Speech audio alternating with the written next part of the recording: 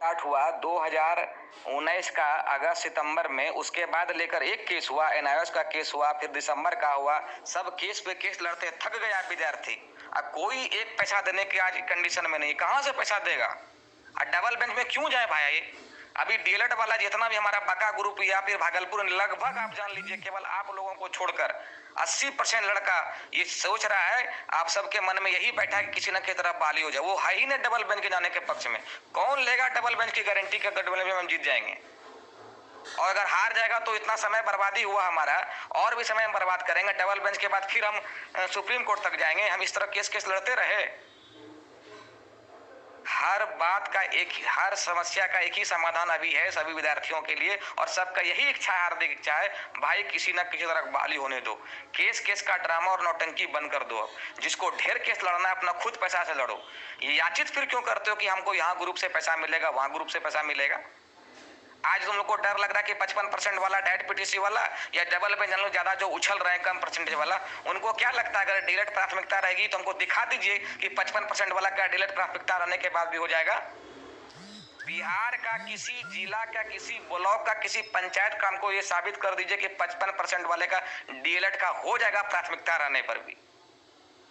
तो ये तो आप लोगों की मंशा है कि 2015 में भी कुछ लड़के पास किए हुए हैं डैट पीटीसी वाला। वो चाह रहे हैं कि भाई हमारा तो दोनों हाथ में लड्डू है, अगर 11 वाला मेरा रद्द हो जाता है तो 15 में तो ही है। धीरे धीरे फिर इसको फंसाएगा। अब सोच रहा है कि अगर मान लेते हैं कि अगर डबल बेंच में मामला जाएगा हमारा, डबल बेंच में जाके अगर किसी तरह बाली रद्द हो गया, हमारी मंशा पूरी हो गई। तो डायट पीटीसी और डबल बेंच जाने के लिए जो अग्रसर लड़का है, जो ज्यादा इच्छुक है, उन दोनों का मकसद और एम एक ही है, इस बहाली को चौपट कर देना। उनको पता है कि जब तक बाली रद्द होगा नहीं, फ्रेश वैकेंसी निकलेगा नहीं, फिर नया से डोमिसाइल लागू होगा, नया से फिर आपका डोमिसाइल लागू होने के बाद फिर प्राथमिकता दिया जाएगा, तो फिर आपका होगा। इतना वेट आप करिए ना भाई। जब इतना ही वेट कर रहे हैं तो एक साल और रुक जाइए, आप नेक्स्ट बाली में जाइएगा। खामखा का कुछ से कुछ एकदम कुतर्क वाला आर्गुमेंट आप लोग रखते हैं। हम क्यों जाए डबल बेंच में? हमें सब संतुष्ट है, हमारा खुद 55% है, हमारा होगा ठीक है, नहीं होगा तो भी ठीक है, जाएंगे अपना काम करने के लिए। अब इसका वेट नहीं कर सकते हम। आप लोगों के पास हायर प्रॉपर्टी है, जमीन जगह है, आप लोग रईसी करते रहिए और अपना काम करते रहिए। हमारे पास नहीं है, और बहुत सारे ऐसे लड़कों के पास समय नहीं है कि वो समय दे के अपना फिर शिक्षक बहाली में उलझा रहे और अपना काम भी आगे बंद कर दे। इसलिए आप लोगों से हार्टली रिक्वेस्ट है कि भाई बहाली होने दे, और बहाली तभी होगा, ये सरकार भी अच्छी तरह जाना, जब आप लोग केस केस का ड्रामा छोड़िएगा। कब तक केस लड़ते रहोगे भाई? क्या हम लोगों ने फर्स्ट बेंच में कोशिश नहीं किया?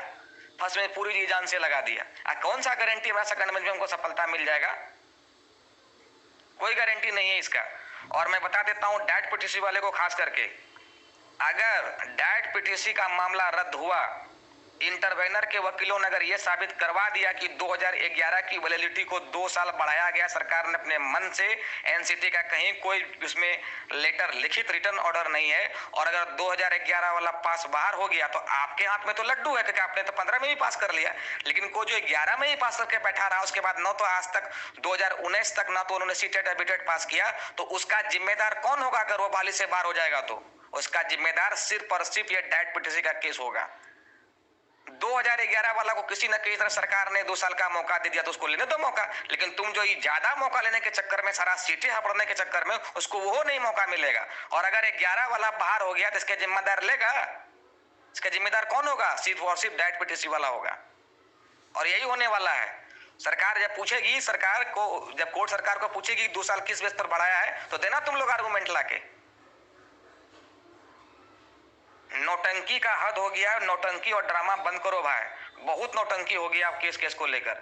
भूखमरी पे केस नहीं कर सका है, खाली खामा का उल्टा पुल्टा तर्क। हम लोग आपका हमने ड्राफ्टिंग पढ़ा, उसमें कहीं कहीं ये भी हमको चर्चा है कि पहले मार्क्स इतना का होता था। अरे भाई तुमको 55% नंबर क्यों आया? तुम 55% लायक है, जिसको 70% नंबर आया वो 70% के लायक है। तुम ऐसे भी एक्सेप्ट करो ना कि तुमको 55% नंबर क्यों आया।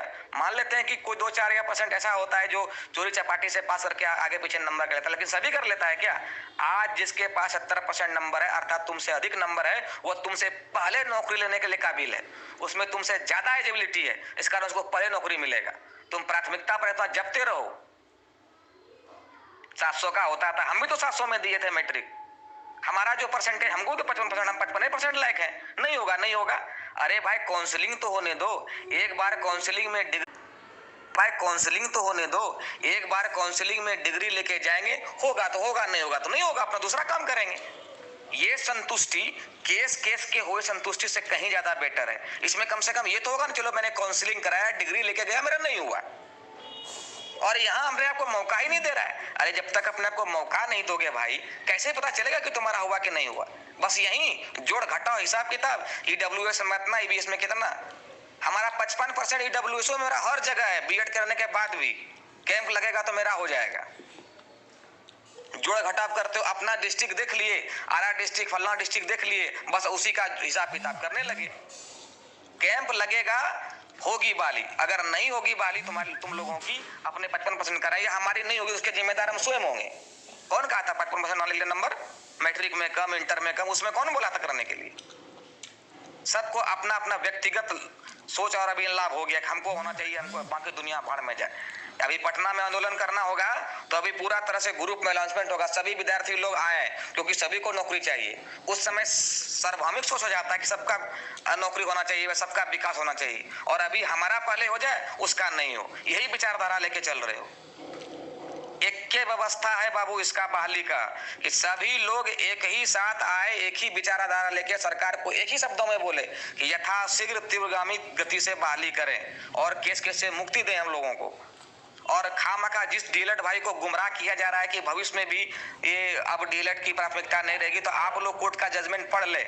इस बहाली को छोड़कर नेक्स्ट टाइम बहाली में जब भी चाहेगी स्टेट गवर्नमेंट, पहले ही फ्रेश वैकेंसी में एडवर्टाइजमेंट में साफ कर देगी कि हम डीएलएड को प्राथमिकता दे रहे हैं और दे सकते हैं, क्योंकि कोर्ट ने भी दे दिया है पूरी तरह से कि भाई वो प्राथमिकता दे सकती है। लेकिन फ्रेश बहाली में जब ये स्टार्टिंग में ही बता दिया जाए कि ट्रेंड कौन, अनट्रेंड कौन और किसको प्राथमिकता दिया जाएगा, इसमें नहीं होगा तो नहीं होगा।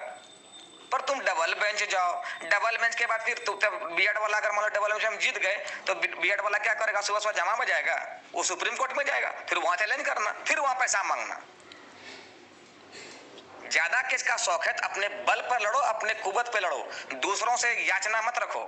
आप कहोगे तुम्हारे दूसरों की भी तो नौकरी होगी, हमारे तो भाई दूसरा संतुष्ट है, जो संतुष्ट नहीं उसे मांगो जाके पैसा।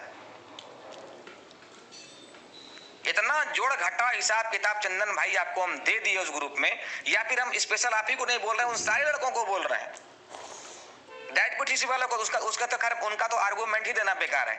आप लोग कम से कम डबल बेंच में जाकर बालियों को फंसाए मत, एक बार मौका दीजिए सभी स्टूडेंटों को।